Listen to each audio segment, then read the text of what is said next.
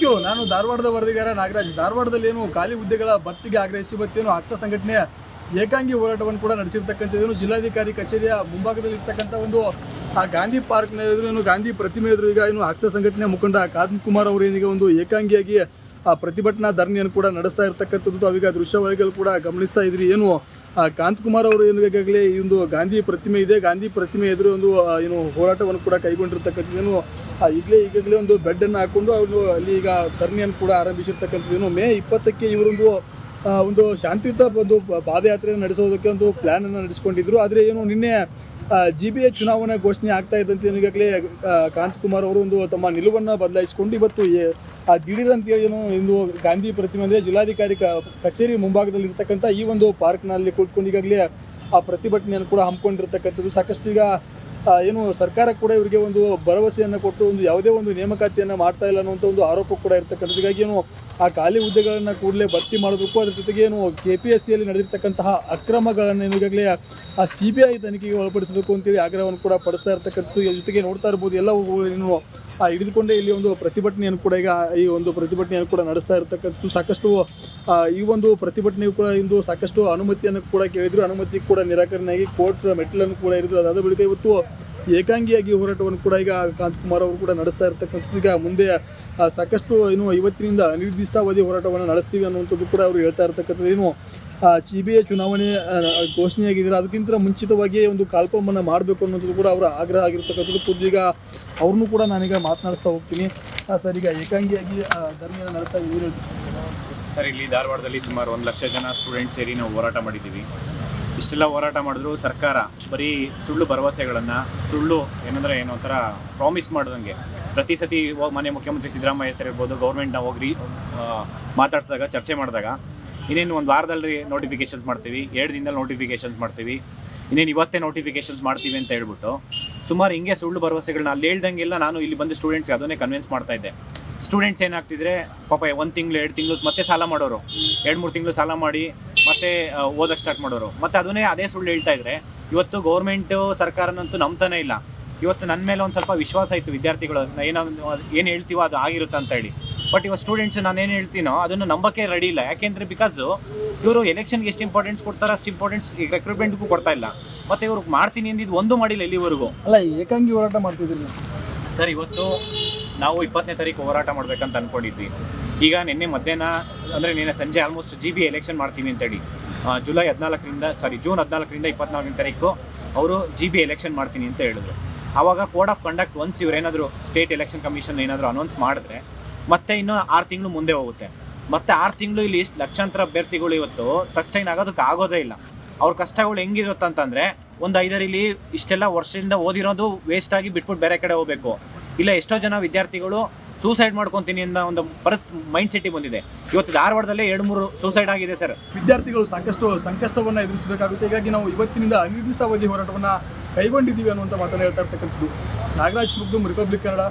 ಇದಿಷ್ಟು ಇಲ್ಲಿನ ಸುದ್ದಿ. ಮತ್ತೊಂದು ಥ್ಯಾಂಕ್ ಯು. ನಾನು ಧಾರವಾಡದ ವರದಿಗಾರ ನಾಗರಾಜ್. ಧಾರವಾಡದಲ್ಲಿ ಏನು ಖಾಲಿ ಹುದ್ದೆಗಳ ಭರ್ತಿಗೆ ಆಗ್ರಹಿಸಿ ಇವತ್ತೇನು ಅಕ್ಷ ಸಂಘಟನೆಯ ಏಕಾಂಗಿ ಹೋರಾಟವನ್ನು ಕೂಡ ನಡೆಸಿರ್ತಕ್ಕಂಥದ್ದೇನು ಜಿಲ್ಲಾಧಿಕಾರಿ ಕಚೇರಿಯ ಮುಂಭಾಗದಲ್ಲಿ ಇರ್ತಕ್ಕಂಥ ಒಂದು ಆ ಗಾಂಧಿ ಪಾರ್ಕ್ನ ಎದುರು ಏನು ಗಾಂಧಿ ಪ್ರತಿಮೆ ಎದುರು ಈಗ ಏನು ಅಕ್ಷ ಸಂಘಟನೆಯ ಮುಖಂಡ ಕಾಂತ್ ಕುಮಾರ್ ಅವರು ಏನಿಗೆ ಒಂದು ಏಕಾಂಗಿಯಾಗಿ ಆ ಪ್ರತಿಭಟನಾ ಧರಣಿಯನ್ನು ಕೂಡ ನಡೆಸ್ತಾ ಇರ್ತಕ್ಕಂಥದ್ದು ತಾವೀಗ ದೃಶ್ಯಾವಳಿಗಳು ಕೂಡ ಗಮನಿಸ್ತಾ ಇದ್ರಿ. ಏನು ಕಾಂತ್ ಕುಮಾರ್ ಅವರು ಏನು ಈಗಾಗಲೇ ಈ ಒಂದು ಗಾಂಧಿ ಪ್ರತಿಮೆ ಇದೆ, ಗಾಂಧಿ ಪ್ರತಿಮೆ ಎದುರು ಒಂದು ಏನು ಹೋರಾಟವನ್ನು ಕೂಡ ಕೈಗೊಂಡಿರ್ತಕ್ಕಂಥದ್ದೇನು ಈಗಾಗಲೇ ಒಂದು ಬೆಡ್ಡನ್ನು ಹಾಕೊಂಡು ಅವರು ಅಲ್ಲಿ ಈಗ ಧರಣಿಯನ್ನು ಕೂಡ ಆರಂಭಿಸಿರ್ತಕ್ಕಂಥದ್ದೇನು. ಮೇ 20ಕ್ಕೆ ಇವರೊಂದು ಒಂದು ಶಾಂತಿಯುತ ಒಂದು ಪಾದಯಾತ್ರೆಯನ್ನು ನಡೆಸೋದಕ್ಕೆ ಒಂದು ಪ್ಲ್ಯಾನನ್ನು ನಡೆಸ್ಕೊಂಡಿದ್ರು. ಆದರೆ ಏನು ನಿನ್ನೆ GBA ಚುನಾವಣೆ ಘೋಷಣೆ ಆಗ್ತಾ ಇದ್ದಂತೆ ಈಗಾಗಲೇ ಕಾಂತ್ ಕುಮಾರ್ ಅವರು ಒಂದು ತಮ್ಮ ನಿಲುವನ್ನು ಬದಲಾಯಿಸಿಕೊಂಡು ಇವತ್ತು ದಿಢೀರಂತ ಏನು ಇಂದು ಗಾಂಧಿ ಪ್ರತಿಮೆ ಅಂದರೆ ಜಿಲ್ಲಾಧಿಕಾರಿ ಕಚೇರಿ ಮುಂಭಾಗದಲ್ಲಿ ಇರ್ತಕ್ಕಂಥ ಈ ಒಂದು ಪಾರ್ಕ್ನಲ್ಲಿ ಕೂತ್ಕೊಂಡು ಈಗಾಗಲೇ ಆ ಪ್ರತಿಭಟನೆಯನ್ನು ಕೂಡ ಹಮ್ಮಿಕೊಂಡಿರ್ತಕ್ಕಂಥದ್ದು. ಸಾಕಷ್ಟು ಈಗ ಏನು ಸರ್ಕಾರ ಕೂಡ ಇವರಿಗೆ ಒಂದು ಭರವಸೆಯನ್ನು ಕೊಟ್ಟು ಒಂದು ಯಾವುದೇ ಒಂದು ನೇಮಕಾತಿಯನ್ನು ಮಾಡ್ತಾ ಇಲ್ಲ ಅನ್ನುವಂಥ ಒಂದು ಆರೋಪ ಕೂಡ ಇರ್ತಕ್ಕಂಥದ್ದು. ಹೀಗಾಗಿ ಏನು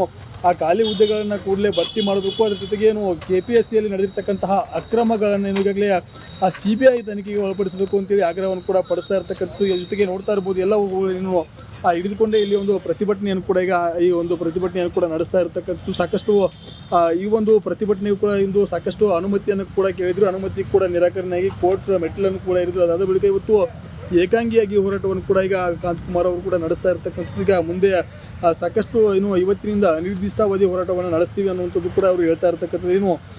CBI ಚುನಾವಣೆ ಘೋಷಣೆಯಾಗಿದ್ದಾರೆ, ಅದಕ್ಕಿಂತ ಮುಂಚಿತವಾಗಿ ಒಂದು ಕಾಲ್ಪವನ್ನು ಮಾಡಬೇಕು ಅನ್ನೋದು ಕೂಡ ಅವರ ಆಗ್ರಹ ಆಗಿರ್ತಕ್ಕಂಥದ್ದು. ಈಗ ಅವ್ರನ್ನೂ ಕೂಡ ನಾನೀಗ ಮಾತನಾಡಿಸ್ತಾ ಹೋಗ್ತೀನಿ. ಸರ್, ಈಗ ಏಕಾಂಗಿಯಾಗಿ ಧರಣಿಯನ್ನು ನಡೆಸ್ತಾ ಇದ್ದೀವಿ ಸರ್. ಇಲ್ಲಿ ಧಾರವಾಡದಲ್ಲಿ ಸುಮಾರು 1 ಲಕ್ಷ ಜನ ಸ್ಟೂಡೆಂಟ್ಸ್ ಸೇರಿ ನಾವು ಹೋರಾಟ ಮಾಡಿದ್ದೀವಿ.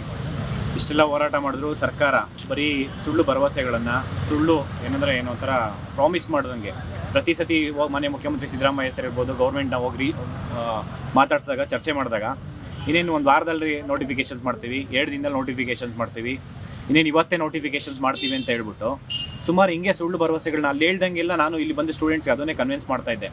ಸ್ಟೂಡೆಂಟ್ಸ್ ಏನಾಗ್ತಿದ್ರೆ ಪಾಪ 1 ತಿಂಗಳು 2 ತಿಂಗಳು ಮತ್ತೆ ಸಾಲ ಮಾಡೋರು, 2-3 ತಿಂಗಳು ಸಾಲ ಮಾಡಿ ಮತ್ತೆ ಓದಕ್ಕೆ ಸ್ಟಾರ್ಟ್ ಮಾಡೋರು, ಮತ್ತೆ ಅದನ್ನೇ ಅದೇ ಸುಳ್ಳು ಹೇಳ್ತಾ ಇದ್ರೆ ಇವತ್ತು ಗೌರ್ಮೆಂಟು ಸರ್ಕಾರನಂತೂ ನಂಬ್ತಾನೆ ಇಲ್ಲ. ಇವತ್ತು ನನ್ನ ಮೇಲೆ ಒಂದು ಸ್ವಲ್ಪ ವಿಶ್ವಾಸ ಇತ್ತು ವಿದ್ಯಾರ್ಥಿಗಳು, ಏನು ಹೇಳ್ತೀವೋ ಅದು ಆಗಿರುತ್ತೆ ಅಂತ ಹೇಳಿ.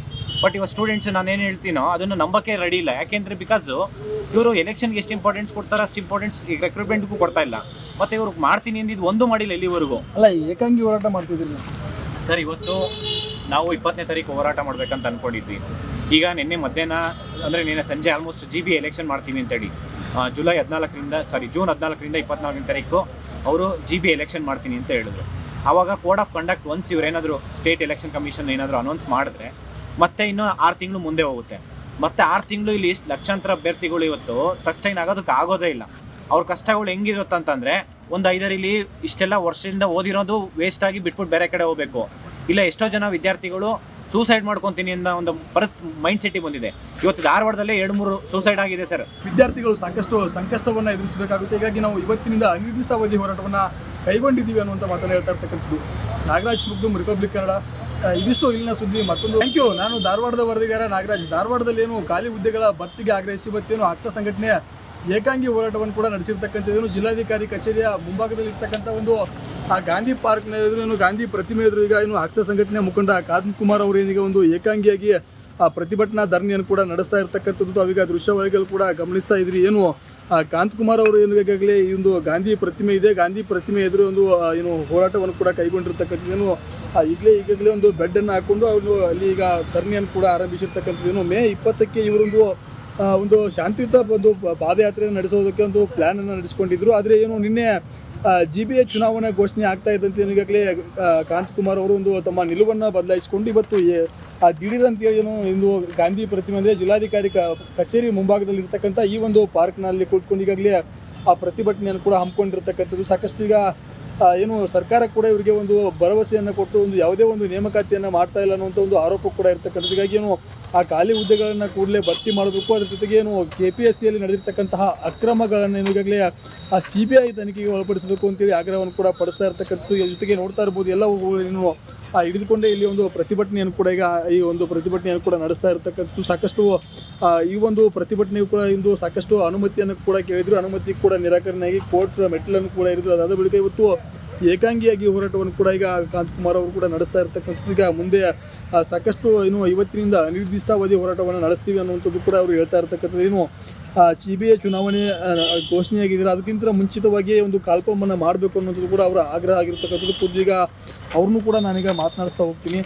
ಸರ್, ಈಗ ಏಕಾಂಗಿಯಾಗಿ ಧರಣಿಯನ್ನು ನಡೆಸ್ತಾ ಇದ್ದೀವಿ ಸರ್. ಇಲ್ಲಿ ಧಾರವಾಡದಲ್ಲಿ ಸುಮಾರು 1 ಲಕ್ಷ ಜನ ಸ್ಟೂಡೆಂಟ್ಸ್ ಸೇರಿ ನಾವು ಹೋರಾಟ ಮಾಡಿದ್ದೀವಿ.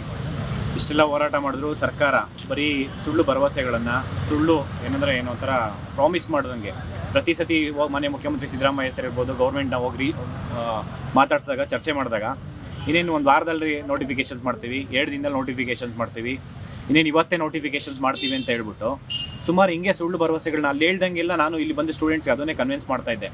ಸ್ಟೂಡೆಂಟ್ಸ್ ಏನಾಗ್ತಿದ್ರೆ ಪಾಪ 1 ತಿಂಗಳು 2 ತಿಂಗಳು ಮತ್ತೆ ಸಾಲ ಮಾಡೋರು, 2-3 ತಿಂಗಳು ಸಾಲ ಮಾಡಿ ಮತ್ತೆ ಓದಕ್ಕೆ ಸ್ಟಾರ್ಟ್ ಮಾಡೋರು, ಮತ್ತೆ ಅದನ್ನೇ ಅದೇ ಸುಳ್ಳು ಹೇಳ್ತಾ ಇದ್ರೆ ಇವತ್ತು ಗೌರ್ಮೆಂಟು ಸರ್ಕಾರನಂತೂ ನಂಬ್ತಾನೆ ಇಲ್ಲ.